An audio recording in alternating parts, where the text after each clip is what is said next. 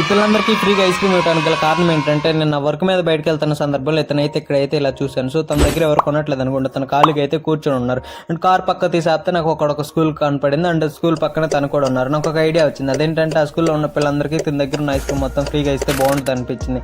So నేను వెంటనే దిగేసి అక్కడి నుంచి తన దగ్గరికి అయితే వెళ్ళేసి, మీ ఐస్ క్రీమ్ మొత్తం నేను కొనుక్కుంటాను, నాతో పాటు మీ ఐస్ క్రీమ్ బండి ఆ స్కూల్ లోపలికి తీసుకురాగలుగుతారంటే సరే తీసుకొస్తా అని చెప్పేసి అన్నారు. స్కూల్ లోపలికి అయితే తీసుకెళ్ళి నేనైతే సార్ దగ్గరికి అయితే వెళ్ళాను. సార్ ఈ రోజు నా బర్త్డే ఉందని చెప్పేసి పిల్లలందరూ కొంచెం కిందే పంపిస్తే నేను ఫ్రీగా ఐస్ క్రీమ్ ఇస్తాను అని చెప్పేసాను. కానీ నిజానికి ఆ రోజు నా బర్త్డే కాదు, ఏదో సార్ పర్మిషన్ ఇవ్వడం కోసం ఒక చిన్న అబద్ధం అయితే ఆడాను.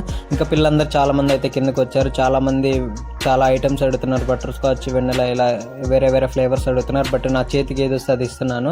కొంతమంది పిల్లలు అయితే 2 తీసుకుంటున్నారు, కొంతమంది 3 తీసుకుంటున్నారు.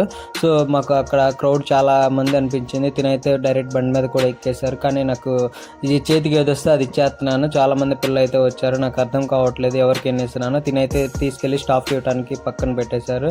సో అక్కడ ఒక సార్ వచ్చారు, కంట్రోల్ చేశారు పిల్లలందరినీ. సో అక్కడ పిల్లలందరినీ కంట్రోల్ అయిపోయారు. కానీ ఇంకా లాస్ట్కి ఒక పాపకి నేనైతే ఐస్ క్రీమ్ తినిపించేసి ఆ పాపతో బాయ్ చెప్పించుకొని నేను తనకి ఎంతైతే పేమెంట్ ఉందో ఆ పేమెంట్ పే చేయడం కోసం తన దగ్గరికి వెళ్ళేసాడైతే తన అమౌంట్ చెప్పారు. నేను తనకి అయితే పే చేశాను. తనైతే త్వరగా అయిపోయిన ఆనందంతో దాని మీద తరువేస్తున్నారు.